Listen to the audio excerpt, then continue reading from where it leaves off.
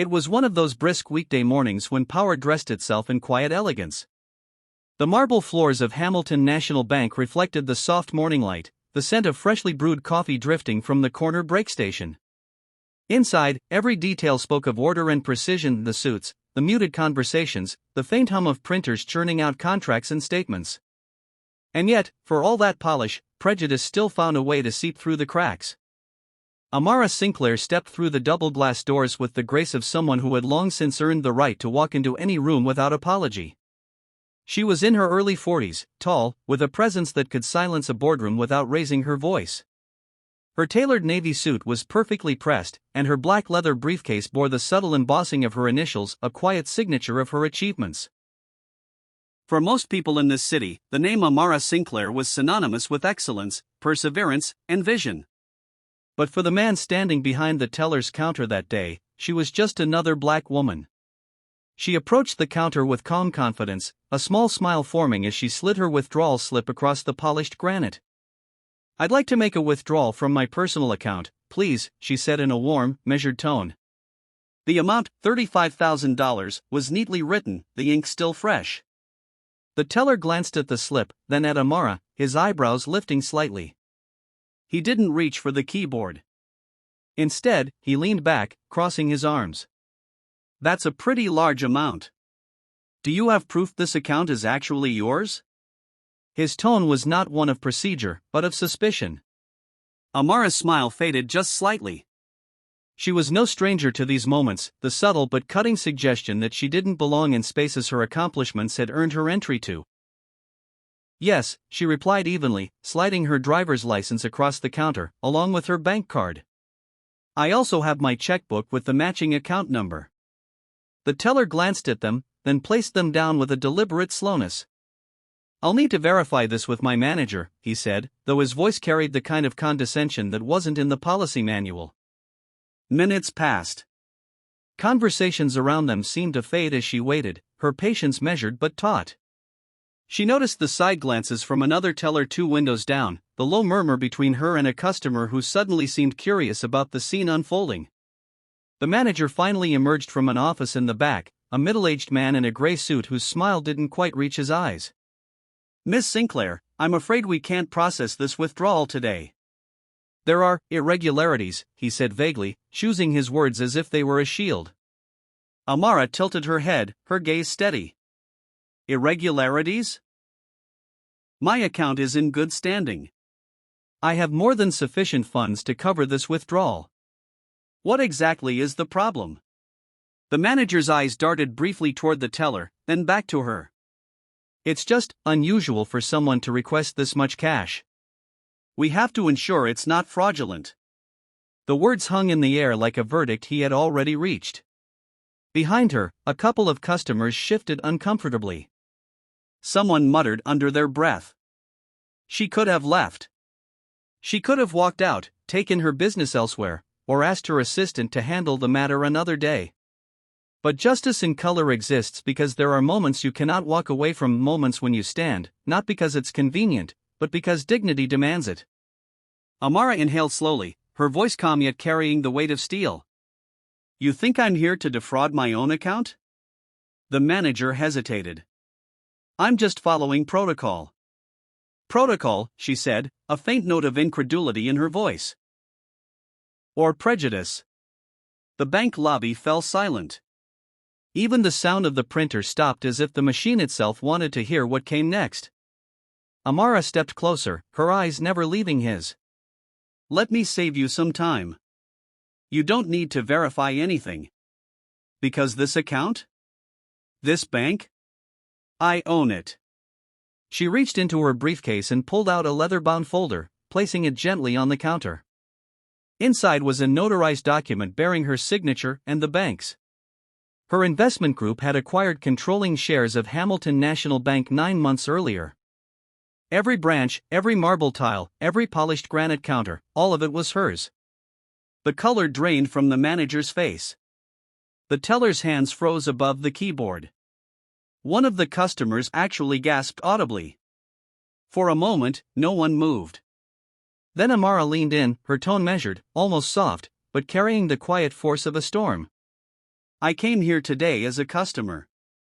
And you treated me as a suspect. Not because of my account, not because of policy, but because of the color of my skin. You doubted me before you even touched a keyboard. That's not protocol. That's bias. And in my bank, that will not stand. She watched as the weight of her words settled over him, as his posture shifted from defensive to uncertain. The silence was thick, but it wasn't uncomfortable for her. She had lived through longer, colder silences in boardrooms where she was the only woman, the only black voice, the one they assumed was there to take notes instead of lead. This was just another boardroom, in disguise. The manager cleared his throat, muttered something about misunderstandings, and gestured quickly for the teller to process her request. Amara stood tall, watching the stacks of bills counted out in precise motions. She could feel the eyes of the entire room on her, some filled with admiration, others with shame. The bills slid across the counter toward her, and she placed them neatly into her briefcase. She didn't thank them, not for doing what should have been done without question. As she turned to leave, she paused at the door. You have 2 weeks, she said without looking back. 2 weeks to retrain every employee in this branch on how to treat customers with dignity. If I hear of this happening again, not only will you not be managing this branch, you won't be working in this industry. Her heels clicked against the marble as she stepped out into the bright morning light, her breath steady, her head high. What happened inside Hamilton National Bank that morning would ripple far beyond its walls. It was more than a withdrawal. It was a withdrawal of assumptions, a removal of ignorance, a cashing out of every stereotype they had tried to deposit in her life. And for everyone watching, especially those who had seen themselves in her, it was a reminder that dignity is not given. It is owned. The moment Amara Sinclair walked out of Hamilton National Bank, the morning sun seemed sharper, almost celebratory, as if acknowledging the small victory she had just claimed. But she knew the work didn't end there.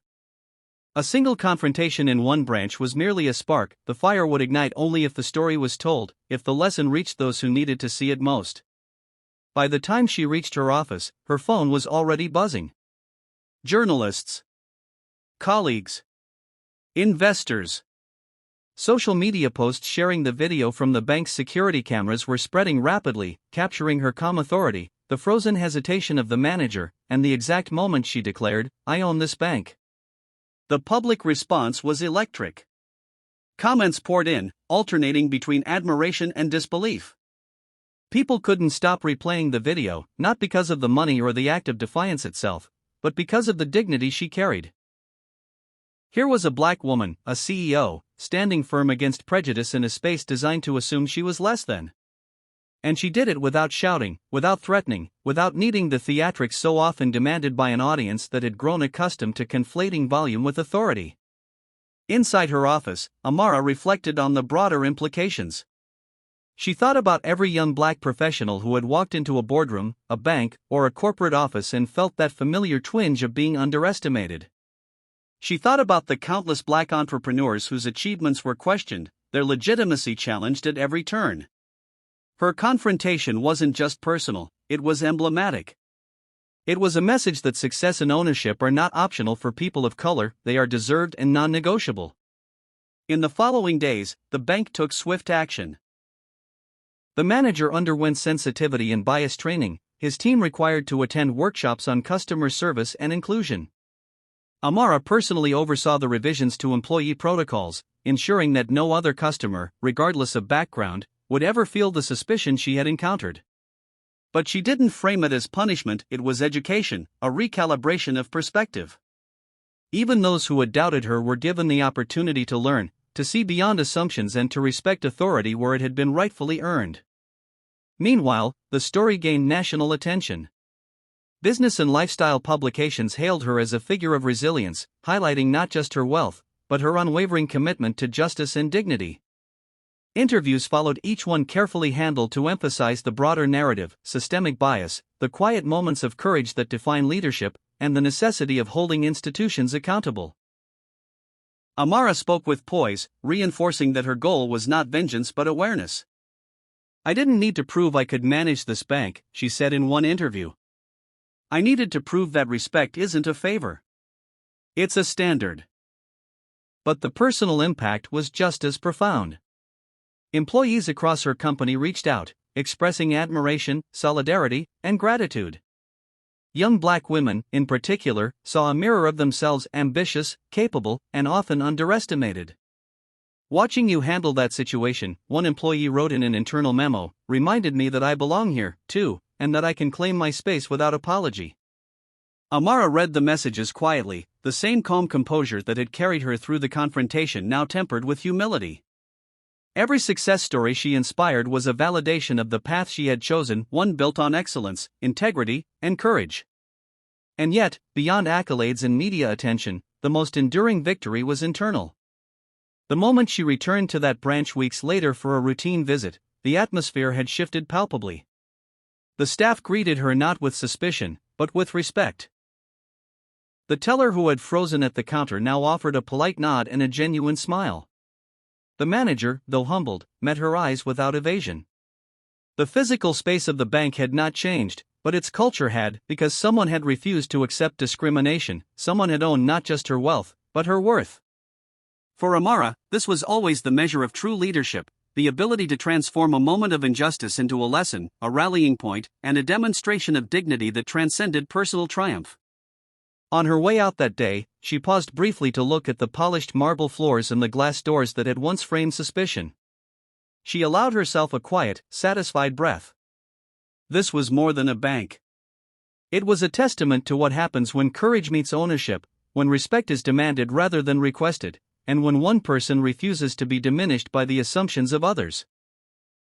The story of Amara Sinclair would live on as a reminder, captured and shared by justice in color, that moments of prejudice can be challenged with grace, that authority is validated through action and integrity, and that black excellence is not only about achieving success, it's about commanding recognition for it.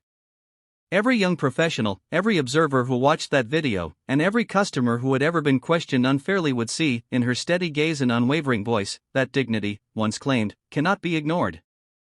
And so, in the end, the bank had not only processed her withdrawal, it had processed a lesson. A lesson in respect, in courage, and in the unassailable truth that when you own something, be it a bank, a company, or your own life, no amount of bias can ever make it less yours.